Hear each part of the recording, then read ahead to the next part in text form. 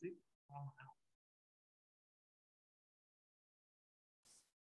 Spruce is in the waiting room, but I figured I would. I'm thinking maybe we'll put it. We'll go double. Yeah.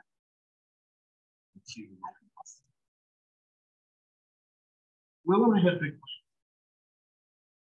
Yeah, well, I splashed as well. So I was like, hi, heard I need to. That's it's others. If you want to like set up some time.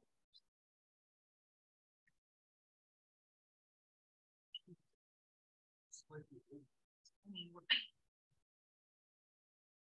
values. Yeah.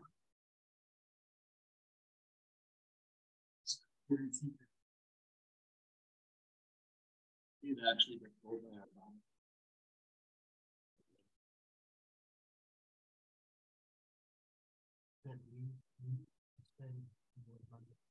Oh, well then, they can agree to raise the teacher pay if they're saying they can't, and they're actually giving it when it's not even valid.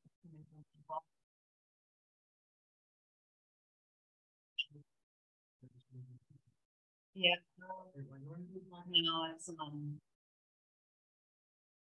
Hang on.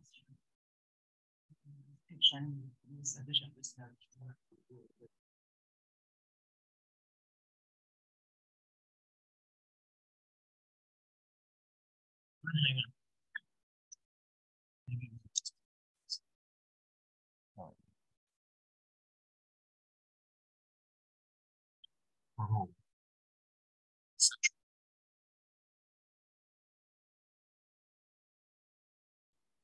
You see that okay? Yeah.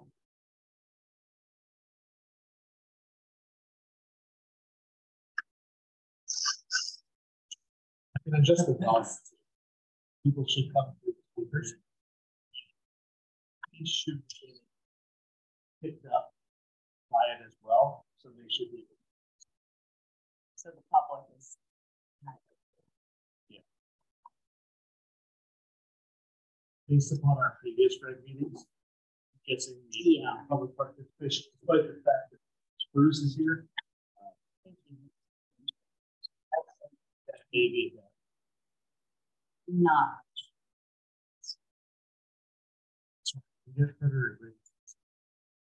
I don't even know.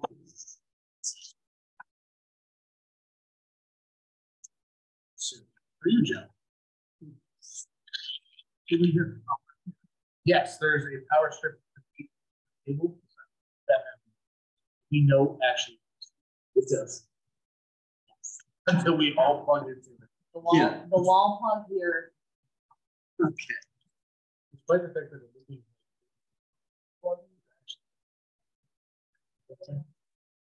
where the other plugs with no coverage. But when the wires. OSHA won't be here anymore. Oh no, that's not true. That's maybe not. Yeah.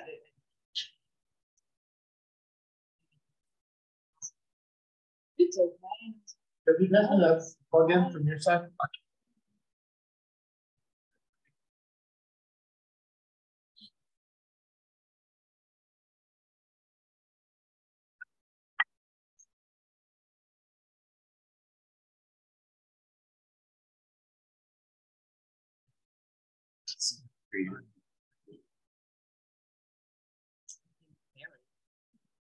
There was like 2 opens, everybody else parts of crazy. Yeah.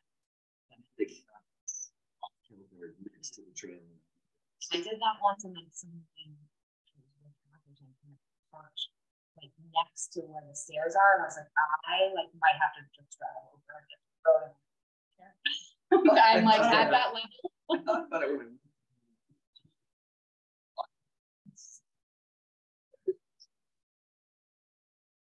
See that you'll skip that fancy fire years off the curve and like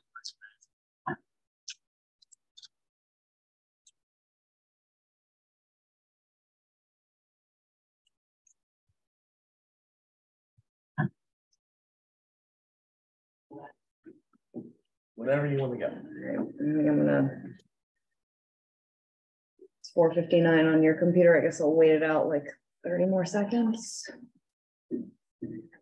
How could we be different? You guys get started. Yeah, mine says 4:58 too, but Oh, the town computer says 4:59. They run fast. Yes.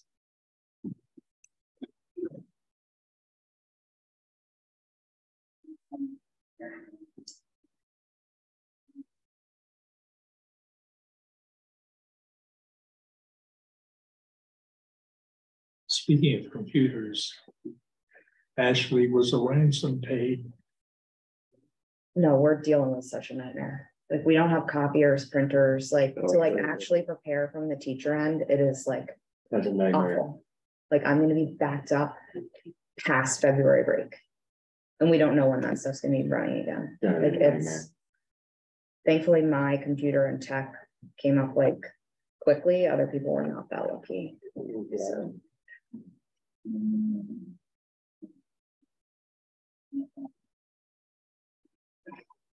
I mean, they usually have that all figured out, like Yeah, right. where to tighten the screws for the next ransom bit. yeah.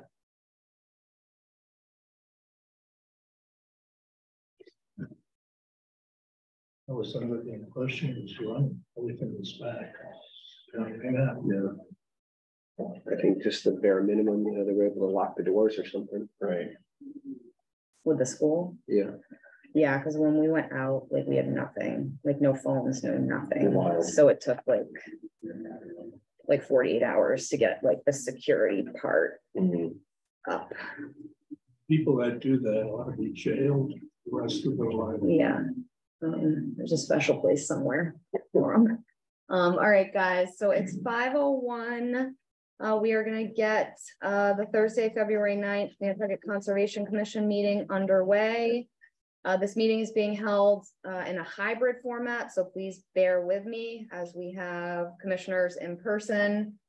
We have Joe, Mike, and myself here, and Seth hybrid currently. Please raise your hand and wait to be recognized in order to speak. And state your name before speaking. So we do have members of the public on here. And if you are hybrid, please make sure your device is muted when you're not speaking so that you're not distracting to our recording. With that being said, we will open tonight's meeting under public meeting, public comment. So public comment on items not relating to the regulations update. Do you have any public comments?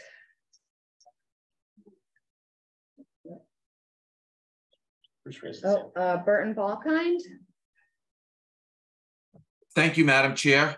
I just wanted to bring to the Commission's attention, if they didn't already know, there's the Massachusetts Association of Conservation Commissioners annual meeting conference. It's February 28th through March 9th. And you can go to their website. They have a number of different classes and seminars. And so it's just, I thought I'd bring it to the board's attention. Thank you. Thank you, Burton. That's great information for us. And I'm pretty sure members of the public can sign up for those seminars too, yes, for anybody that's interested. Great. It does not appear that we have any other public comments. So we will get our workshop discussion of potential changes to the town of Nantucket wetland protection regulations underway. I believe this is our third relatively recent meeting to go over these, and we'll use kind of the same format. If any commissioners have changes, concerns that they want to address, we'll kind of go one by one and try and hopefully get our ideas and updates finalized this evening. Real quickly, sorry, yes. We did have a couple of formatting issues that I didn't notice until just now. I'm printing again, so sorry. It's just in the definitions. If anyone has something specific, we can fix them. It's only on a couple of pages, fortunately. But for formatting stuff, we send all of these things back to town code or general code, sorry, who does this level of formatting, and they get it all fixed and corrected, so. And I think this is a result of the printing after the track changes and stuff that haven't all been accepted yet. Yeah. Oh, so it's messes thinking up the the track format. changes or. Okay, so everybody bear with the formatting issues. I'm confident we can all work through it. And would anybody like to go first? Anybody have? I will. Okay, Joe, go ahead. In reading through this again, there is, in the definitions, there is the term lake.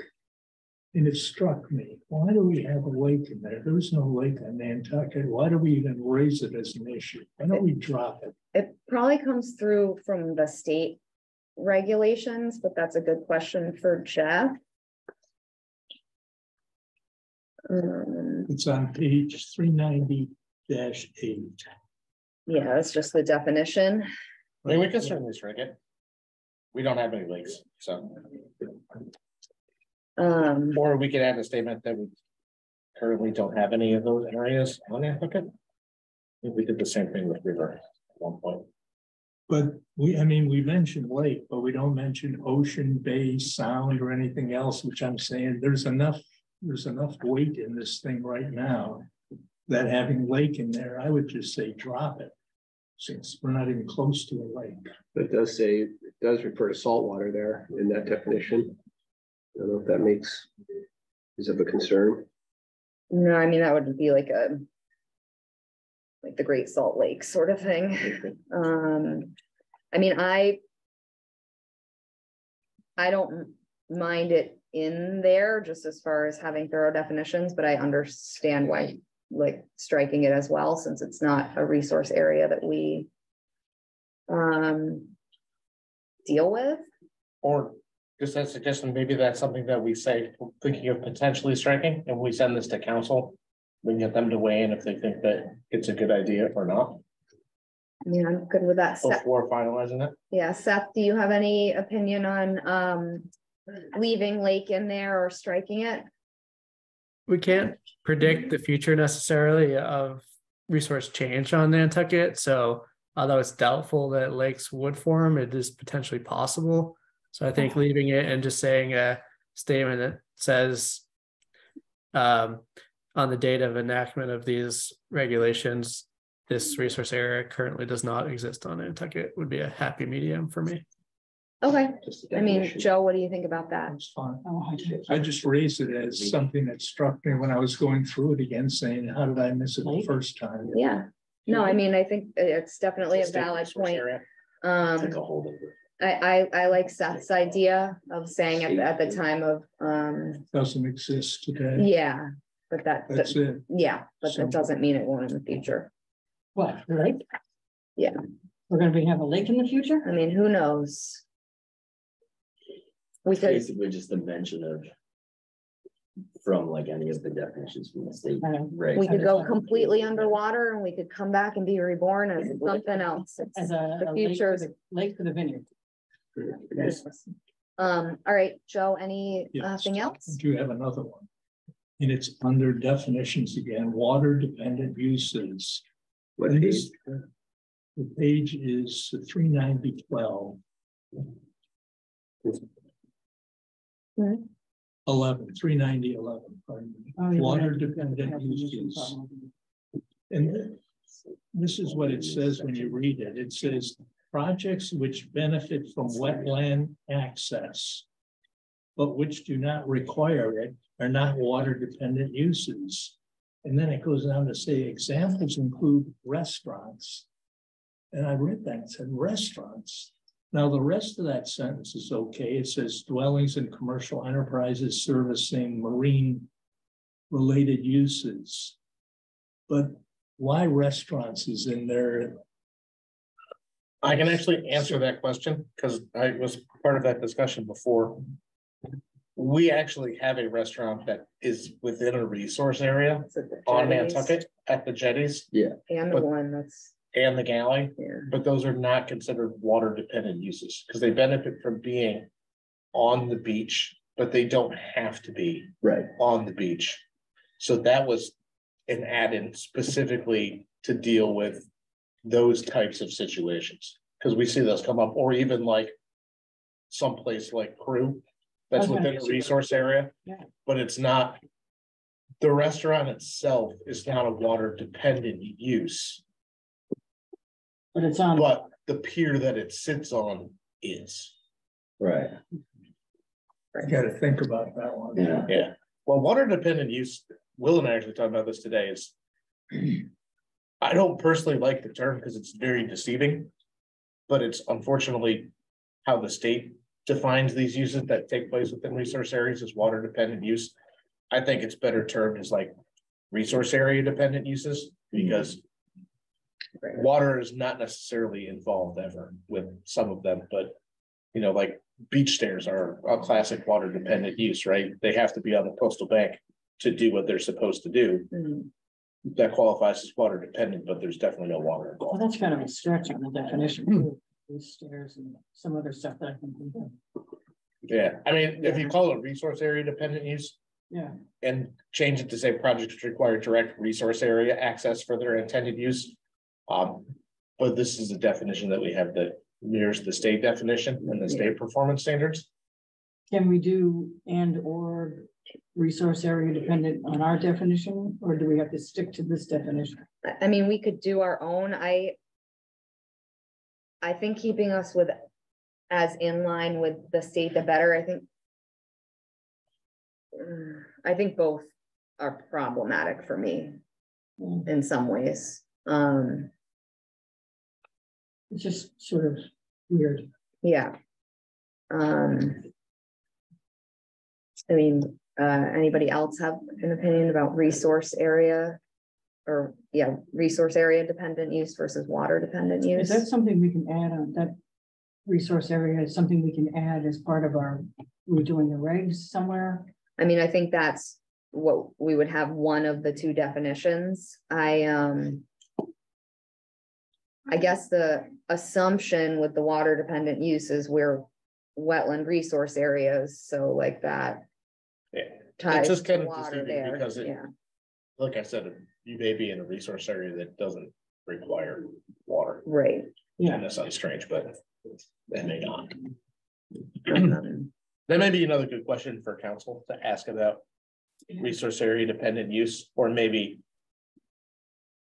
listing it as a definition and then putting it, linking them together somehow. Right. Yeah, that's, I think that's where I was headed. Yeah, Because then we'd have to go through each like performance area and update that.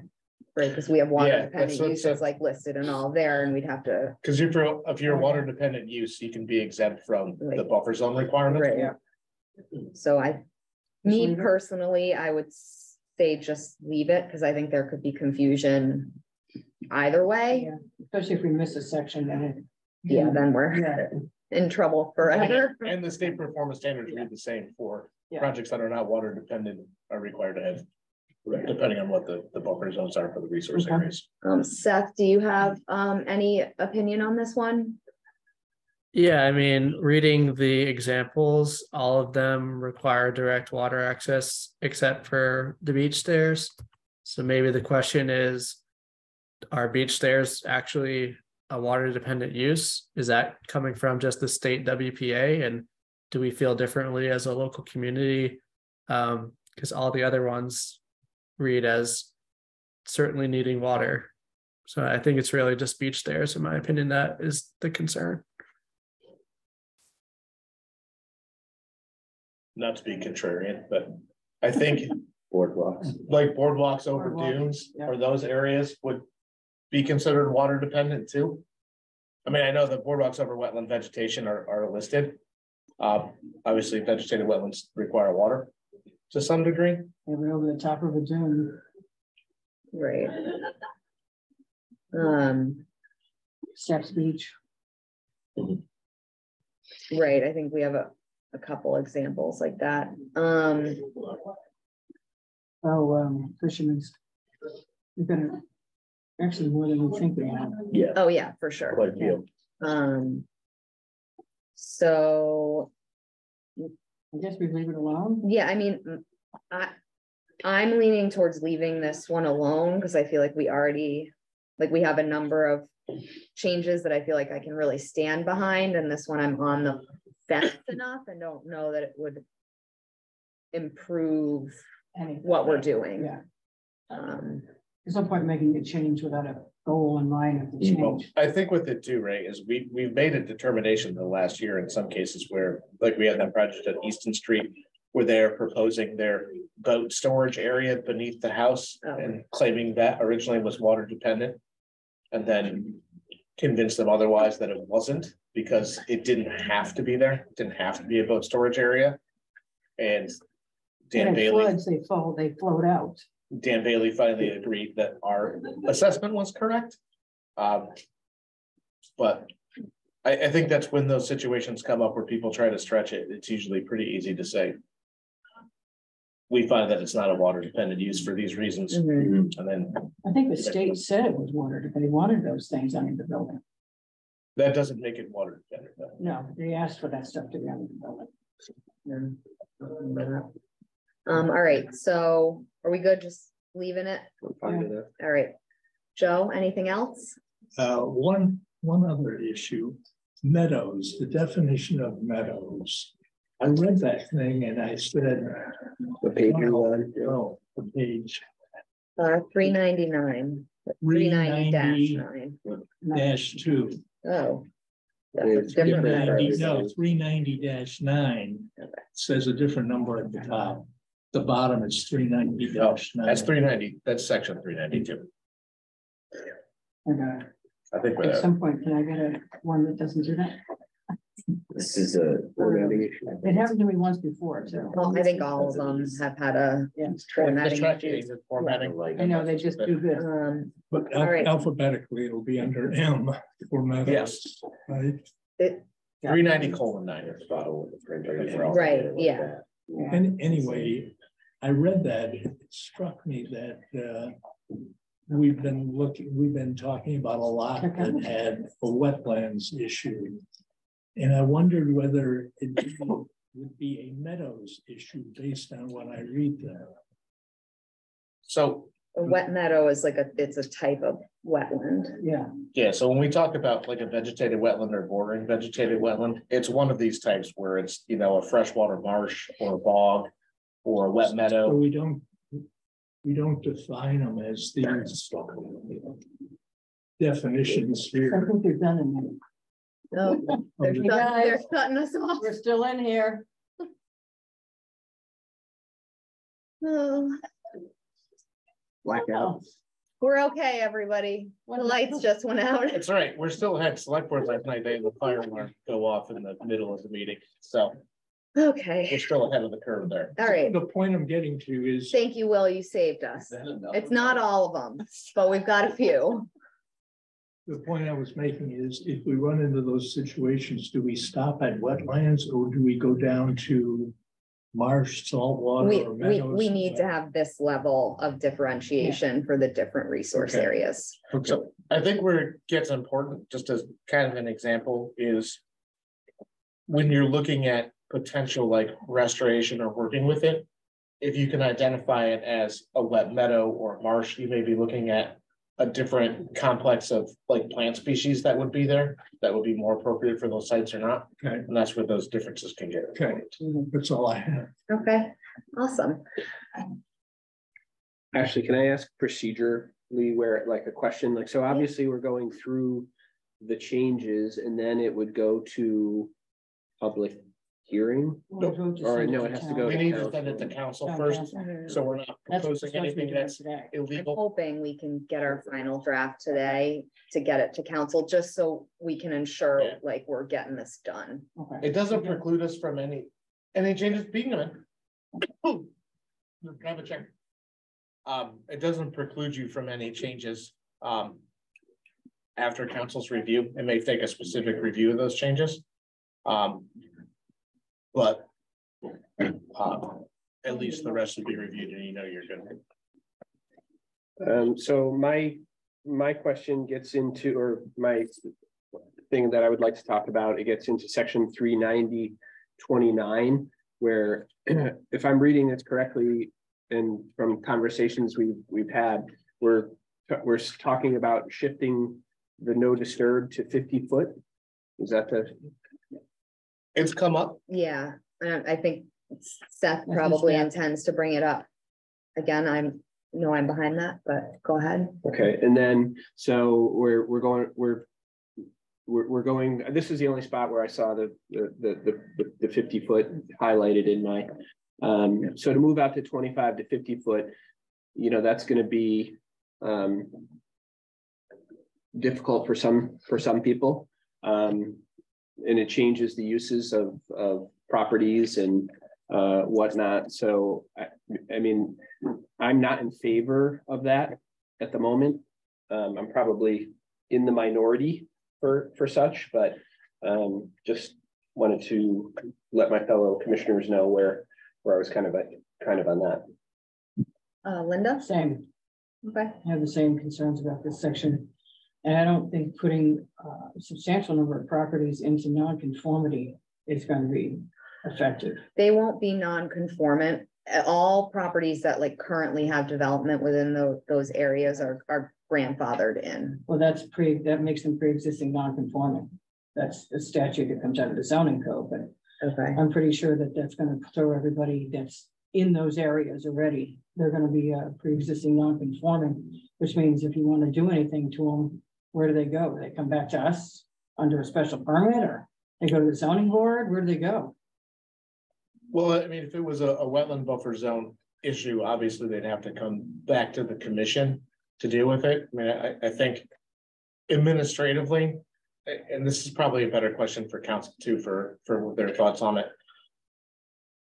Creating a lot of situations where you may have a structure that is non-compliant, right? So if you're built in between a certain area, and let's say that the no structure line goes from 50 to 75 feet, if the existing structure is all between the 50 and 75 now, if there was ever any work that needed to be done to that structure, it would solely be in a waiver situation going forward. Right. But if we didn't do it and they wanted to do something in that structure, they'd be back to us anyway, wouldn't they? Yeah, they still have to come get a permit, but I think it's a question of It's level of applying review. for waivers Right. or not applying for waivers. Yeah. Or if looking at that, and I think we've been thinking about it a lot too, is it related to some uses more than others that may not be appropriate inside that 100 to 50 zone, or what that may look like?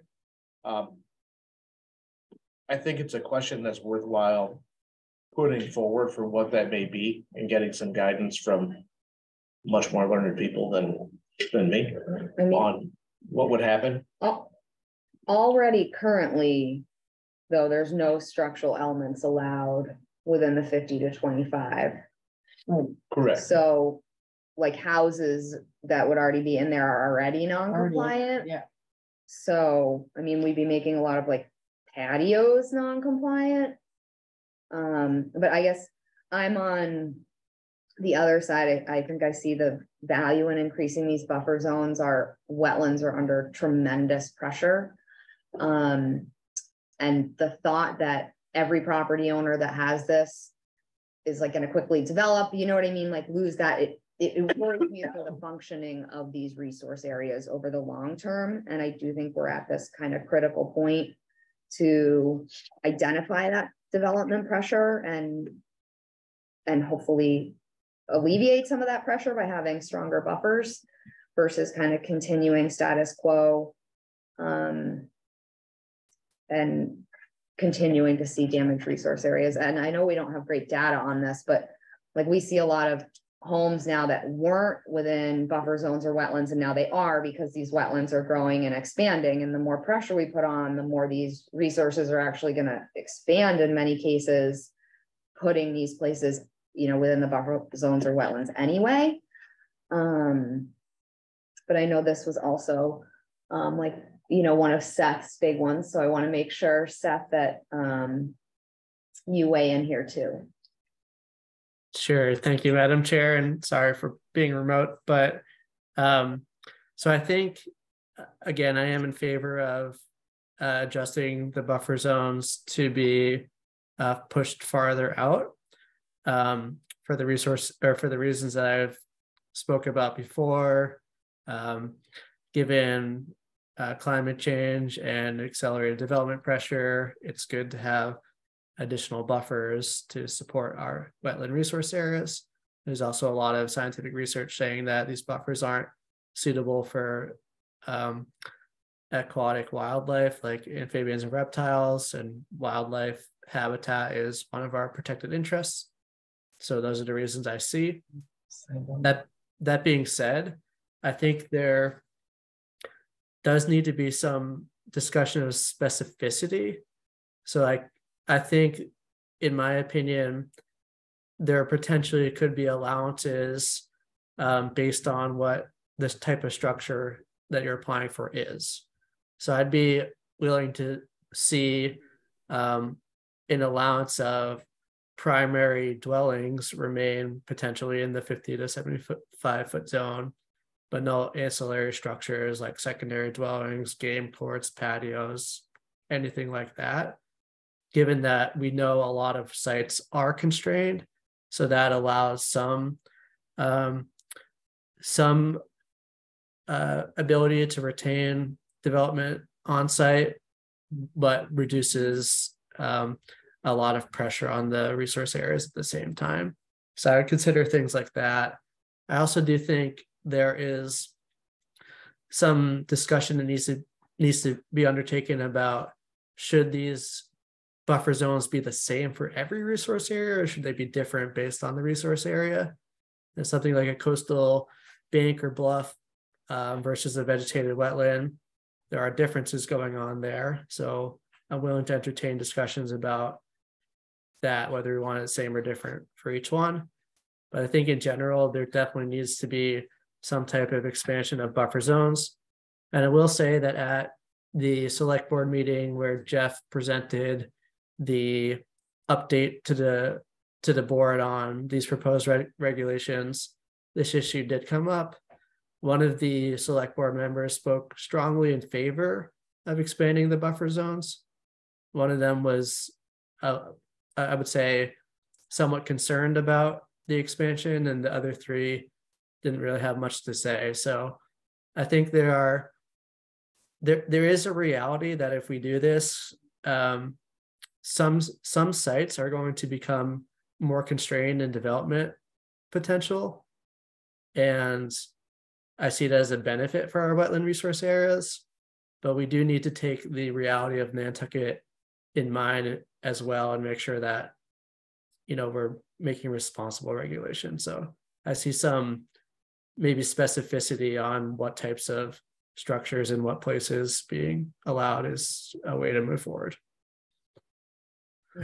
Thank you, Seth. Joe, did you have something to add or say? Yes, I have a question, and that is, what's the key objection to go to 50 feet, and by whom? I think property owners, realtors, just because if you can't have, this might mean people can't have a pool or a secondary dwelling. I like Seth's idea of allowing like primary dwellings, so it's not, things aren't completely unbuildable. But I think people are worried about their property value if they can't develop their properties as others have been. I think we're gonna get the greatest pushback in this one section. From every other section in here so far. Yeah. Comments I've seen from some guys. This is the one section that they're gonna be beating us up on. I agree with that.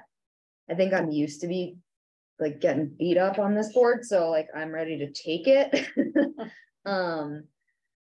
Especially I think if we do again allow like a primary dwelling, but say no, a swimming pool this close to a wetland really isn't appropriate. There aren't great ways to like drain, you know what I mean, to drain them and ensure that our resource areas are protected, and that allows again people to still live on a property that might be constrained. So that's, I like that point, Seth, or that idea. Currently, we're not letting any pools within 50, correct? Mm-hmm. Correct. Yeah. I mean, if there's washover, and we've talked about this on that one down at Grand Point. If there's washover, it doesn't matter if it's a saltwater pool, they're still putting chemicals in it. Yeah. Which I It's think gonna is wash reasonable. over out into the, and 50 Grand people Point. pools. Okay. Well, if we can parse it out even more, maybe it'll be more palatable. Because as it's written right now, that's a problem section. Right. If there's a way to parse out a studio or, you know, a cabana or, you know, whatever. If there's a Right. way to parcel out some of that stuff, then I think we might get more buy-in on that. Yeah. Yeah, I mean, Madam Chair, if I may, sorry. sorry, I'm just not looking at you, so I can't see right away. So go ahead, Seth. Thank you. Yeah, I think parsing out is fine. I think that really what we just need a definition of is a primary dwelling, and then any type of ancillary structure would be under a secondary definition. And I'm fine with saying primary dwellings are allowed within 50 to 75 foot zone. No ancillary dwellings are allowed within 75 feet of the resource area. And we would just have to list out what is ancillary structure within that definition. Within the zoning code definitions, a secondary dwelling is not under the accessory structure grouping. There is somewhat of a definition of accessory structure, which are sheds, would be a cabana, you know, everything other than a dwelling unit. Because right now the zoning bylaw allows a primary dwelling unit, a secondary dwelling unit, which is 20% larger or smaller than the primary. And then a tertiary can't be more than 900 square feet. So there's 3 categories of dwelling use, as opposed to accessory, which are everything else is an accessory. So we've got to be careful about using the word accessory if we're going to include secondary and tertiary dwellings in that use. Okay, and I think, and correct me if I'm wrong, Seth, your intention would be to not include secondary and tertiary dwellings within this use or resource area buffer. That is my intent, but if members of the board aren't willing to accept that and would agree to compromise on, you know, just prohibiting accessory uses that are non-dwellings, then I'll take that. That's still a benefit to our resource areas. I'm hoping for a little bit more of a stronger regulation, but if we at least do that, it would be a benefit in my opinion. Yeah, or maybe cap it at like primary and secondary. I mean, because for these constrained sites, There's gonna be. yeah, They could be very large lots, like on Pulpus on, you know, the harbor side. They need a certain amount of upland to build in the first place under the zoning code. If they get so much wetland, they need a certain amount of upland to even put a house on it. And if they're gonna be very tight. So if there's another way of dealing with it and saying no tertiary, we specifically call out the dwelling, whatever dwellings we decide, and accessory uses. Okay. And that should cover it. Or leave the primary, secondary alone and just say no tertiary, because those are usually the ones that are the farthest back. Right. So no tertiary and no accessory uses allowed in that area. So we're a little bit more like that. I mean, I think that hits the middle ground nicely. It will definitely get less public pushback. And we're allowing people to still have very full uses of those properties, or what I would consider full uses. Is it possible to like send 2 potential ideas to council to like? So this was the suggestion I was going to make. I think if we send these off to council, right, and if we're talking about this one specific issue, I think, you know, we can obviously talk to council about this discussion, that they can watch this. That I'm thinking it's easier, maybe even while they're conducting the general review, have them present to talk about it, because they may be able to talk about the impacts of also expanding and creating situations of non-conformance with the rules.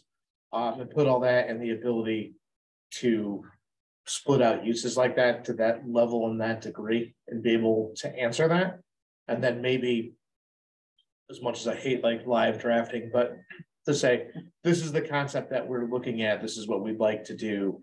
When you guys send the drafts of the regulations back, can you guys also incorporate this discussion to encapsulate this? they probably have a better chance of Getting that Mhm. right. So Totally. The rest of us. this section is probably the most problematic of everything that's in here, this one section. Yeah, and I mean, I do think Seth has a point too, and I think this is something to ask council about too, and I do agree with him that there is a difference resource area to resource area too, Right. right? Like obviously vegetated wetlands and salt marshes are a lot more sensitive to certain impacts than a coastal bank or a coastal beach, right? So going down that, but I also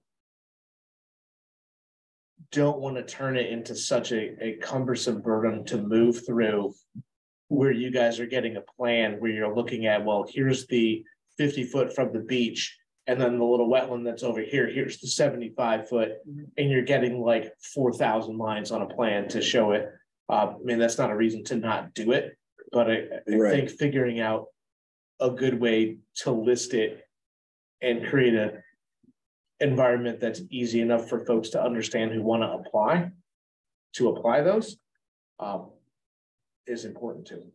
Yeah, I agree. And I honestly think even having even if it's part of the public hearing, just a posted agenda item specific to discussion of buffer zone change or buffer zone expansion, however we want to label it.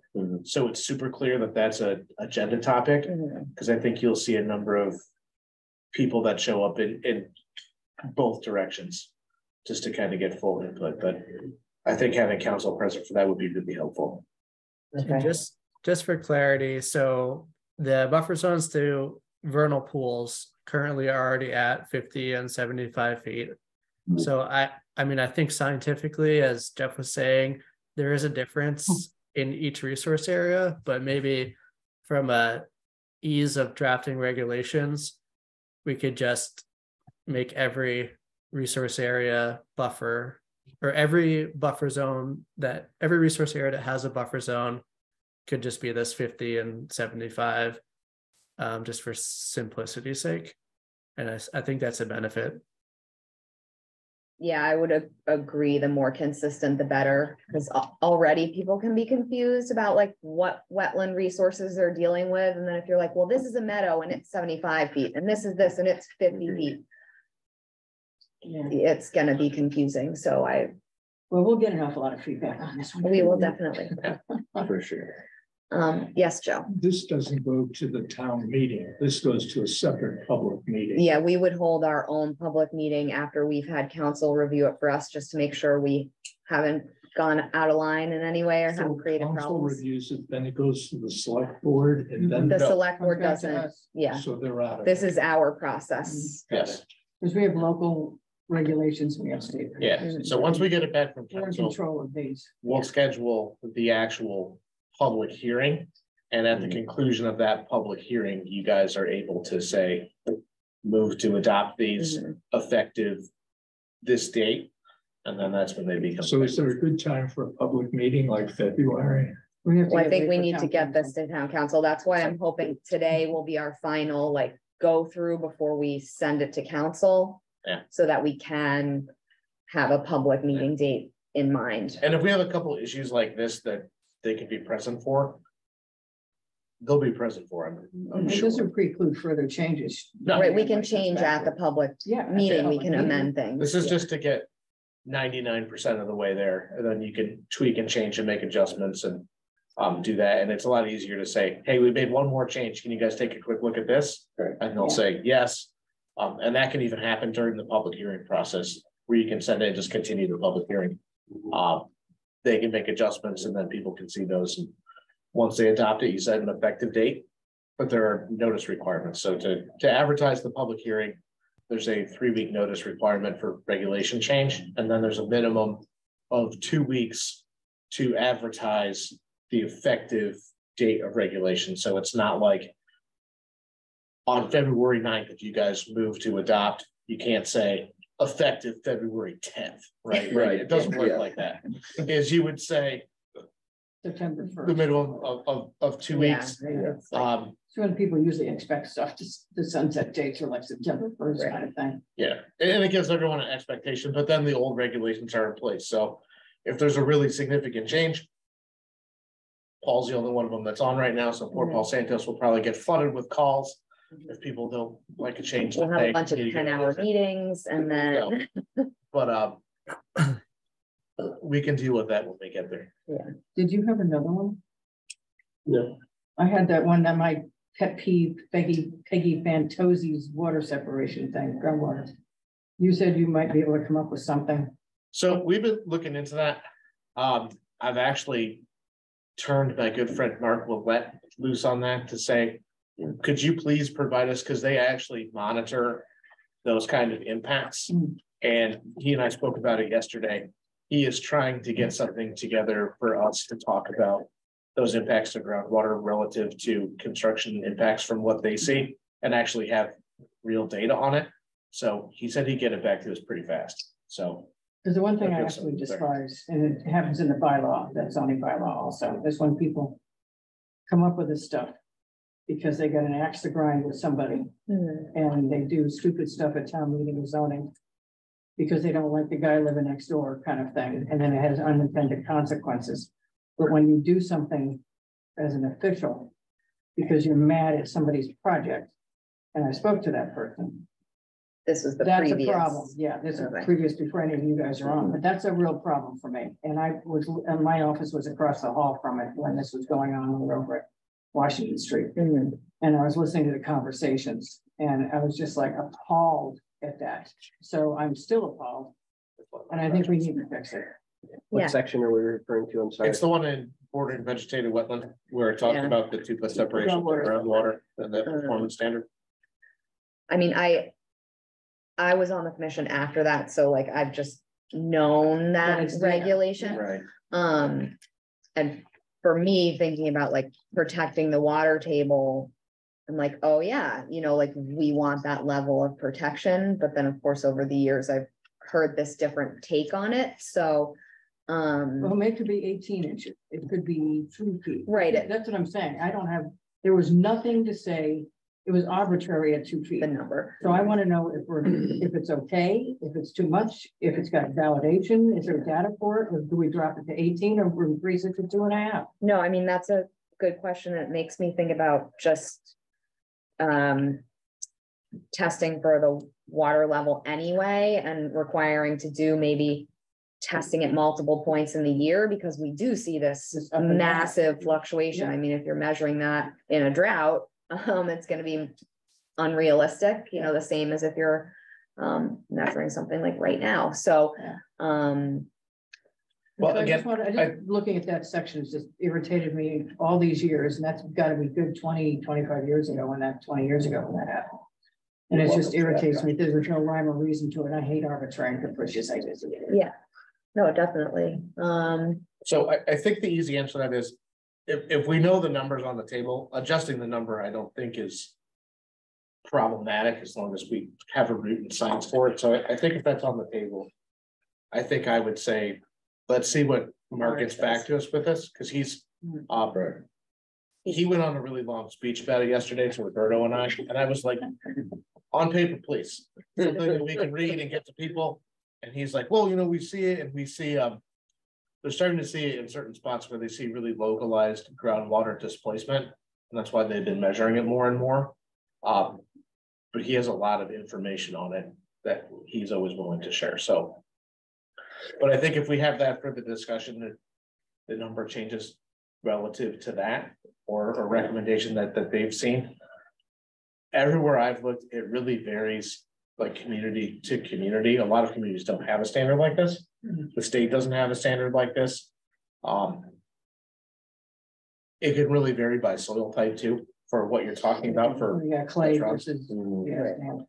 So I think it's not going to stop it from going up to town council, but this is just something I think we need to work this section out. Right. No, I think that's an important point. And if we need to have a different number, again, like based on something like Mark Willett might say, that gives us the evidence and the grounds to set that number, or say the 2 feet was not correct. Yeah. I had just not known that they had been collecting that level of data for a period of time. So when we were talking about it, he's like, yeah, we got all kinds of stuff like that. So that was a nice build. Yeah. So, good. But I think that can come in and we can set that number during the public hearing process based upon that info. Any other thoughts from commissioners at this point? Just quickly, do we have everything we need in terms of the expanded buffer zone discussion? Are we all set on that? At the moment. I think so. Okay. My opinion. Yeah, I mean, unless Seth, is there something you want to add? Because it sounds like we'll have town council maybe review this meeting and then be present at a coming meeting. So if there's anything you want to put out for them to view.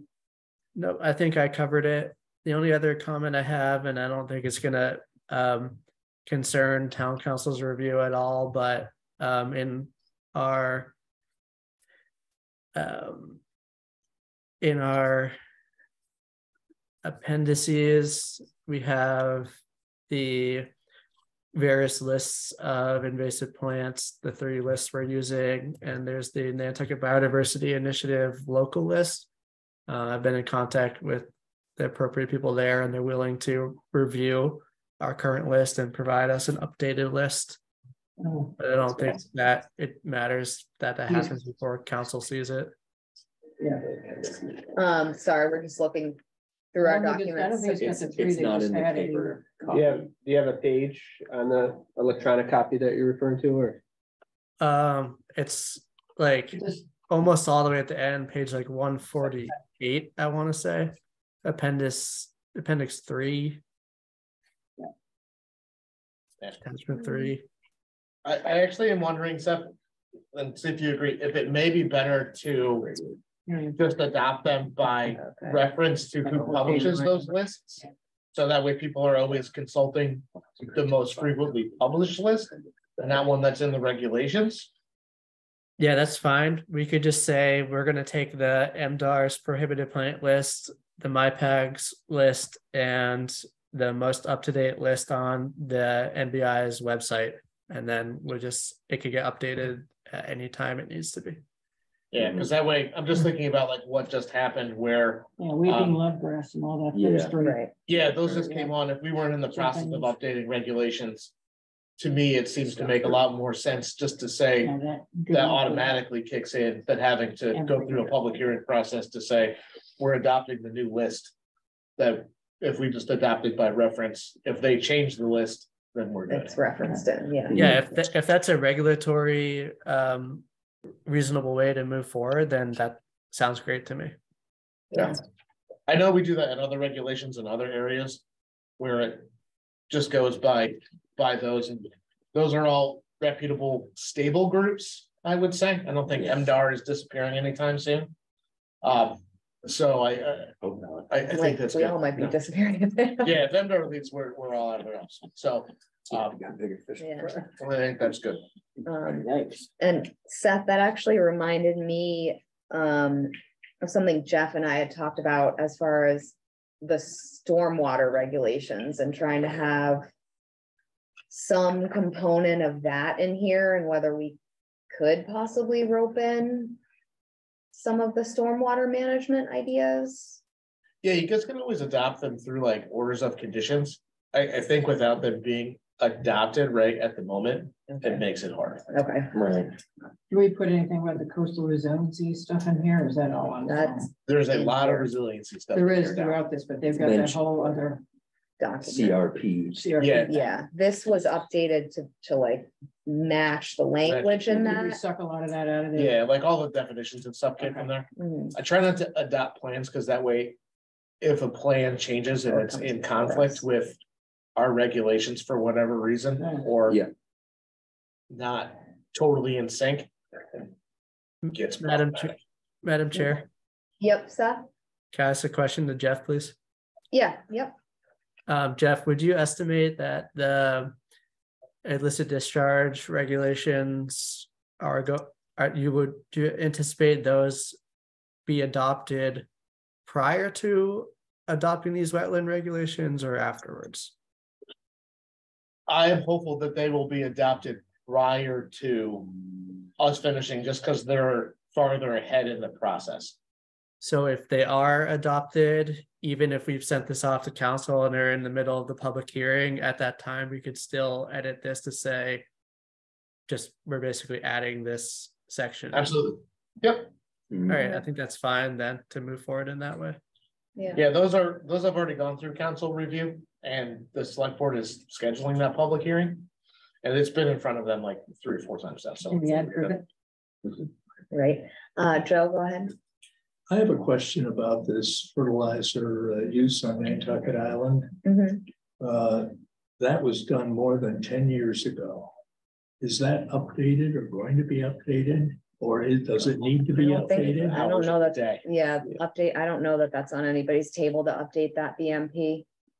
It actually would all have to travel through the state even at this point, because we explored that at last town meeting. Yeah.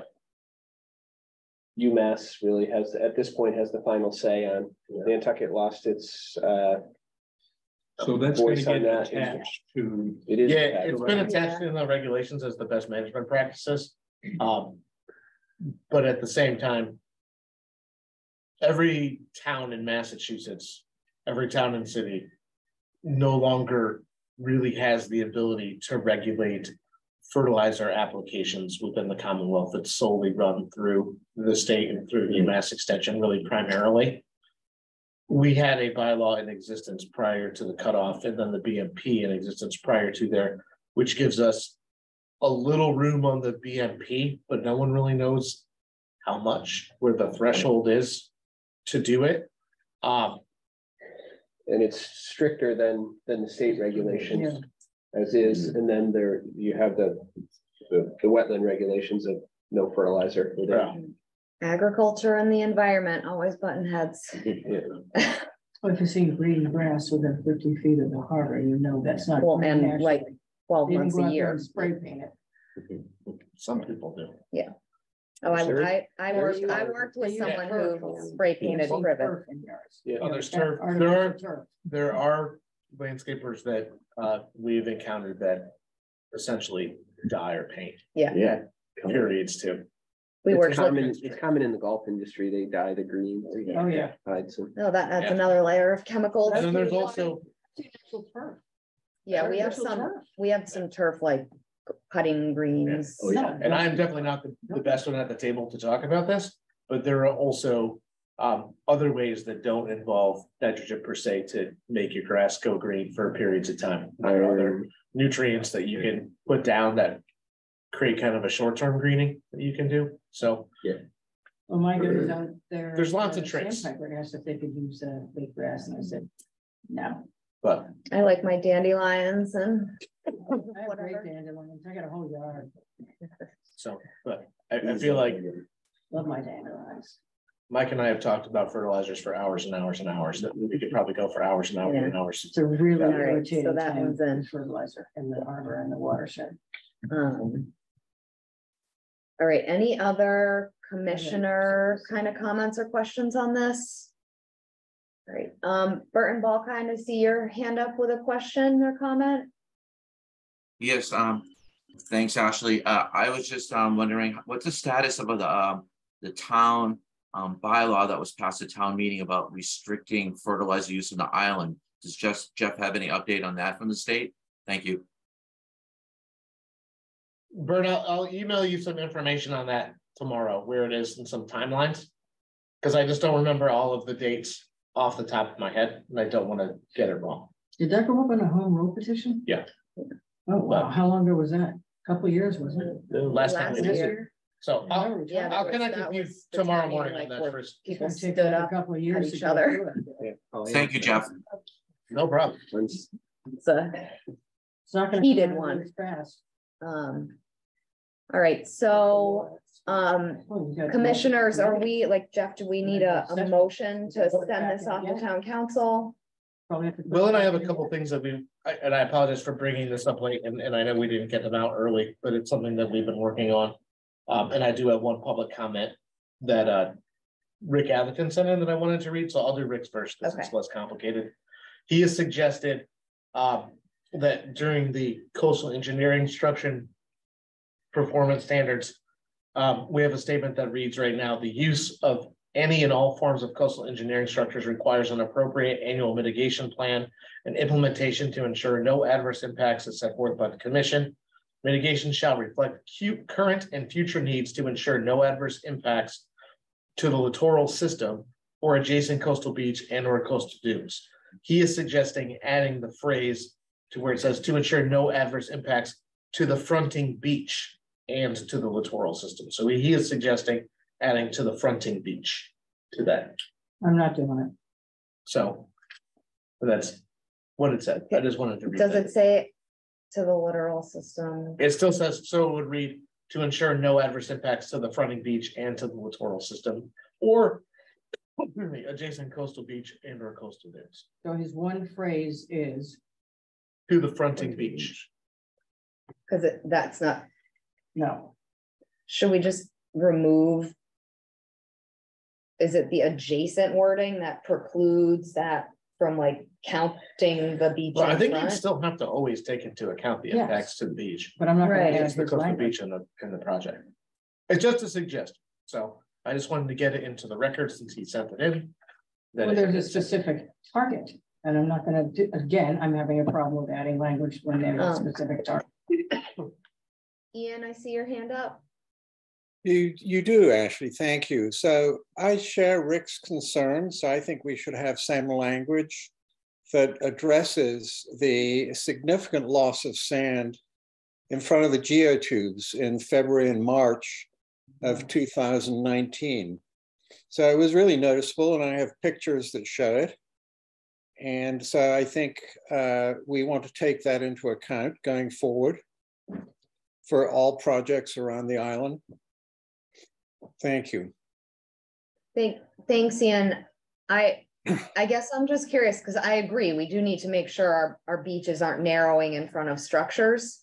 We do that anyway, don't we? Right, I'm just wondering what in the current language, like, Precludes. why would that be precluded in the current language? It's not. I don't want to speak for Rick. He would say it makes it explicitly clear, but I think it's already required in your analysis, Yes. given that work is happening on the coastal beach. Yeah. And you have to prevent impacts to. And again, those it's resource site specific, no matter what it says. Well, if I may add to that, Jeff, and it was very noticeable that the loss in the volume of sand in front of the geotubes in February and March, it basically got lost in the mix because there was no requirement for it either to be measured or to be addressed.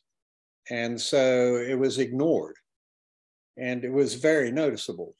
So going forward, I think that it's an intelligent parameter to have in terms of judging the effect of the loss of flexibility that some of these arrays clearly have. So whether or not that sort of language is helpful, I'll leave up to my fellow commissioners. Thank you, Ian.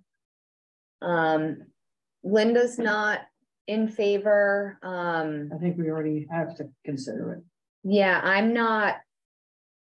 I guess I already see that included in our analysis personally, but I do understand, what you guys are talking about, but I don't necessarily feel like we need the language change. I don't know how anybody else feels. If it's already included in our purview, I'm just as happy to not muddy the water, just leave it out. Okay. I agree. Okay. Seth, do you have any thoughts? Not particularly. I don't really have an opinion on this one. Okay. So no. So Ian, it's looking like no to adding that language. And I think Rick's on here too. Rick, we do appreciate your submission. It's definitely a good conversation.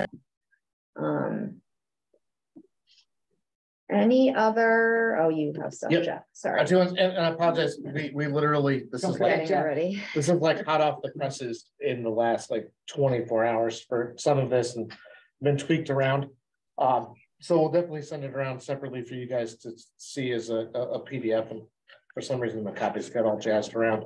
But Should be like the last couple pages. yeah, that are printed. So there have been a couple issues that have come up repetitively independent of filings Challenged. for the last few years to say, and something that we've seen in a lot of communities off island, and the state sets it. For the first one is how small is too small for regulation? You know, are we talking about a puddle in the yard? How big is it? And it's something that we see from time to time. I know there have been some sites that we've seen through the years where you look at an area that someone's concerned about and it's like 5 foot by 5 foot. And they're like, is this subject to regulation or not? And our current definitions, they would be, because there's no minimum. So we've been trying to work on a minimum size idea for what that would look like. I know this is going to be, since it's just getting introduced now, a little bit to digest. So like I said, we'll send it around and can revisit it again during the hearing process. But I think through our discussions and kind of looking around the Cape, we're looking at something that's 1,000 square feet or smaller for being regulated a little bit differently than how we're doing it now, and really focusing on maintaining the function of that area somewhere on the lot, and trying to make sure that that's still in place. So I think our idea was to, in effect, use those small isolated areas as ways to handle impervious surface runoff on lots, to still maintain that function, but to give some flexibility on lots that may be impacted by these areas that are relatively small. They can So move it around. you can, Right. yeah, so the idea is you can move it around as long as it's under that size. You can't decrease it in size. Can't decrease it in size. And you have to use it for your impervious surface runoff purposes that are there. So, yeah, so food for thought. No one has to respond right now. I know it's kind of a brand new shiny concept, but it's something that we don't see often, but when we do, it'd be nice to have a tool to be able to look at that lot and say, well, that little 10 foot by 10 foot area that you have right in the middle, that's really causing problems. You have some flexibility to use that for a purpose somewhere else, and still gain function of the lot. And, you know, one of the situations that we talked about a lot was, well, what if it's just separated from another wetland by a little strip of land? Well, then it would be in the buffer zone or undisturbed buffer zone to that other wetland. So it'd be protected that way. But it's really to kind of help with the questions that we get from time to time on, there's this little space in the front corner of my lot. Is it jurisdictional or not? Because I think there's a few of those too that they just go away because they're small and don't get picked up. We can pick them up and say, there's some flexibility. So if people want to take a look at that, again, we'll email them separately too. Can I Sure. ask something? 1,000 feet that's a lot. 1,000 square feet is a lot of land. When you see the number, it seems like a lot. And then when you measure it out, it looks like less than you think. It's not very big. I know it sounds a little bit crazy, I like the 5 by 5. but like 1,000 square feet is an area that's just slightly bigger than like 30 by 30. Right. So 1,000 square feet is probably smaller than this space. I know it's small. Like when I think of like this space, that's something I'd want to protect. Like Nantucket has a lot of little wetlands. I know we're looking at IVWs. I don't know, maybe I'd be more comfortable with like 500 square feet. Yeah, again, I think this is more of a concept and we can haggle over the I number like of the it. concept, if we can just sort of nail it down to. I'd call this a draft for sure. Yeah. Yeah. Again, this is something where we're seeing ideas, and then as we go through regulations on the Cape and regulations in the mainland, like what we're seeing. And even Greg Berman to me once said, he's like, I don't understand how you guys don't have a minimum size, because how small is too small. And I'm like, I hear what you're saying. He's like, But we have a lot of small. Well, we have a lot of small And ones too. Nantucket's whole like geologic history led to having all these little tiny wetlands, and I'm worried if we were to glaze over those, ultimately what that would mean like for the island as a whole. Well, and I think that's why when we set that number, we said it's important that that number doesn't get smaller, but how we handle them may be a little bit different than a full one. Again, I think it's a great concept. We Yeah. can work on it and we could get rid of it. like I said, most communities, Wetland in this pond. Yeah.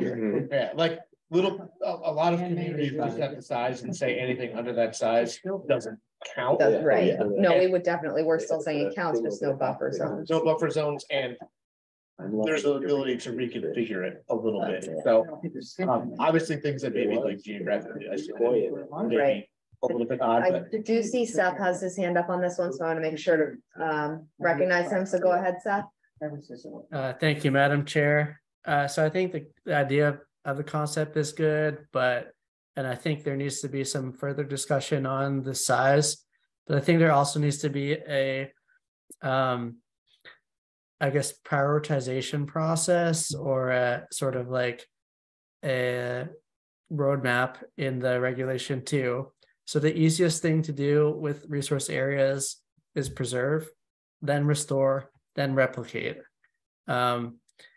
So I think the idea of allowing sites flexibility to move these areas around and replicate if needed is fine. But I think before we allow that, we have to ask the applicants to provide justification for why they're doing it and why they can't retain the IVW in place.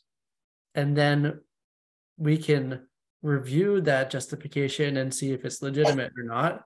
And if it is, then we can move on to allow the replication on a different part of the property. But I wouldn't want to just go straight to saying, anytime you want to try to raise and replicate, it's okay. That doesn't make any sense to me. We need a justification process. so originally when I had thought of this idea, I was kind of with you, Seth. I had originally thought of it as kind of a unique waiver provision where you'd have to demonstrate just what you were talking about. To do it, because it doesn't always need to happen. I 1000% agree.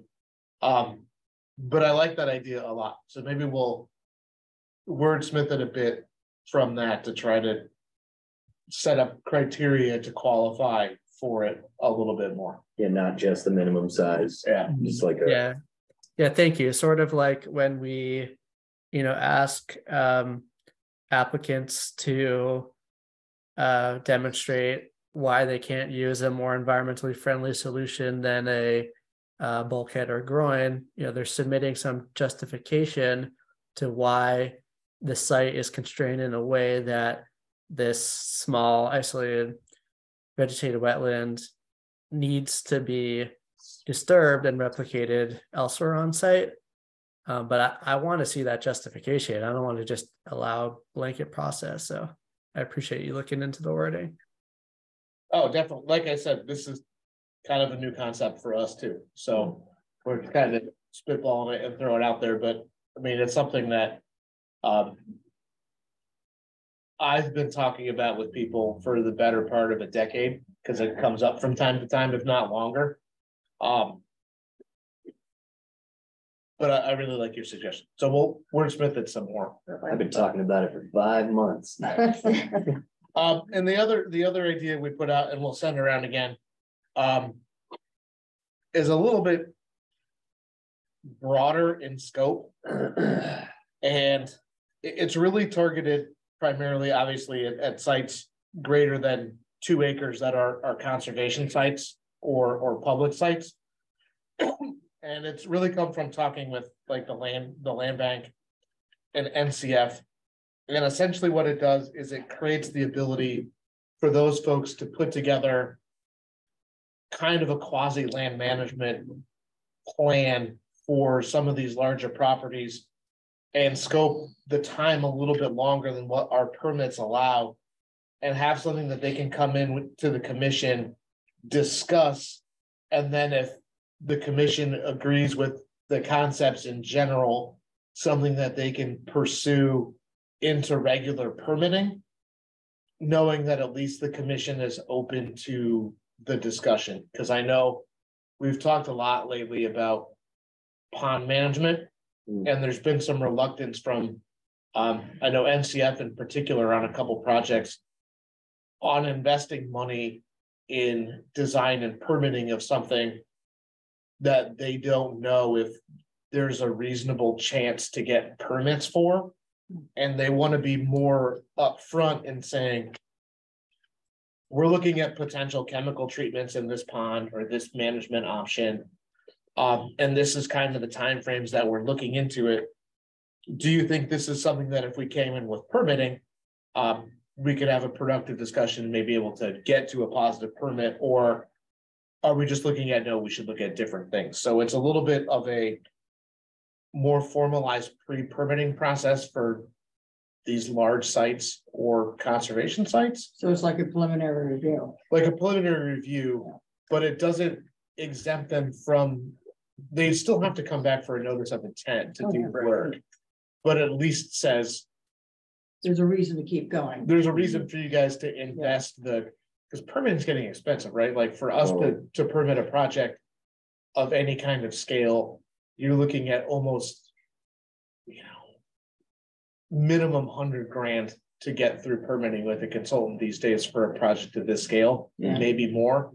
And I know is she still on? No, land bank's off. The land bank is rich and they have money and they can do those things, right? But it's also something too where Might sign back in and finish this. she might, $800,000. but it's also something where they're like, they're working on these really big projects.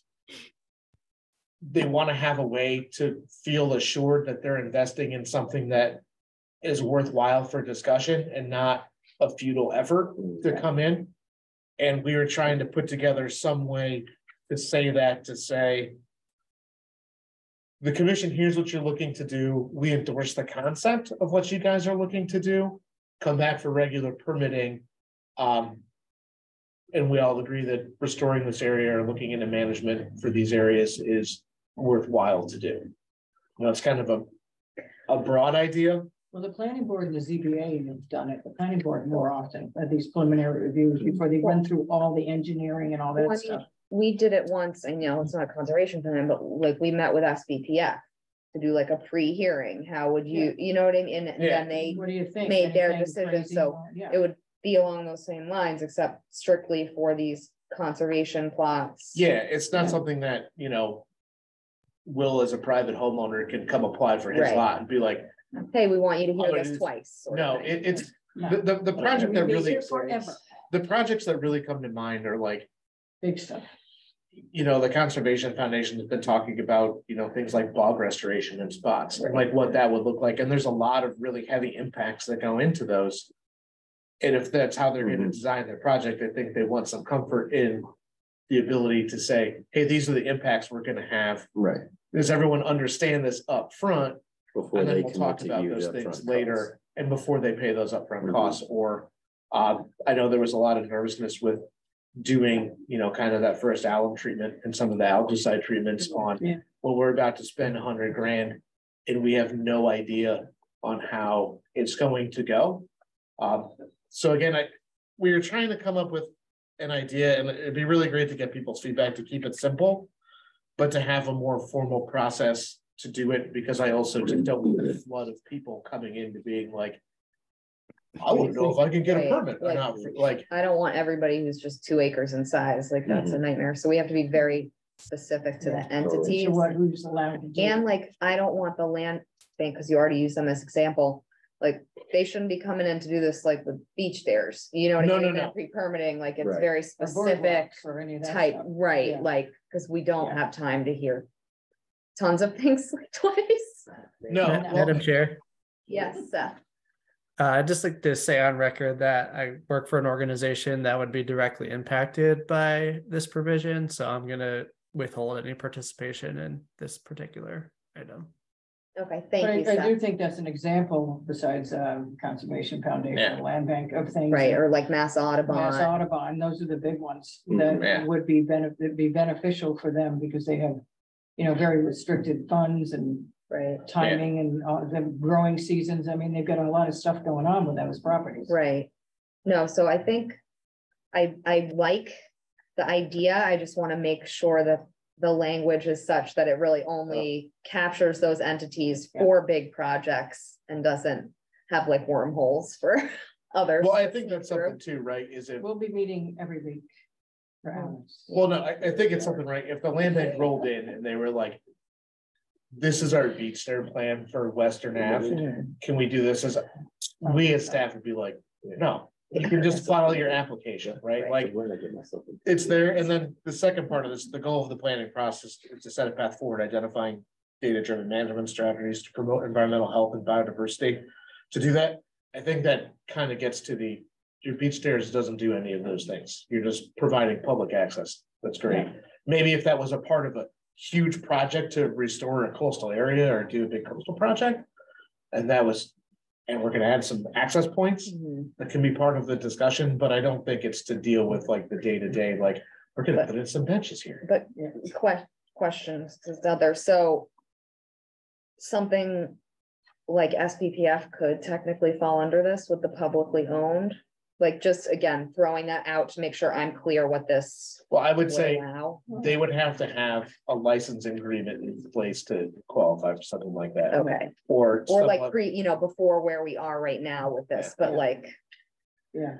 Yeah, and again, that's something too, right? Like, there's a little bit of when these things come in to say, no, this is more appropriate as a notice of intent, right? Because you're project specific to a singular project with a singular idea. It's not a overall plan for a larger site over a longer period of time. I think it's just again, and we can definitely wordsmith it some more. It's just more of this is the concept we've been kicking around to try to give these guys a little bit of help.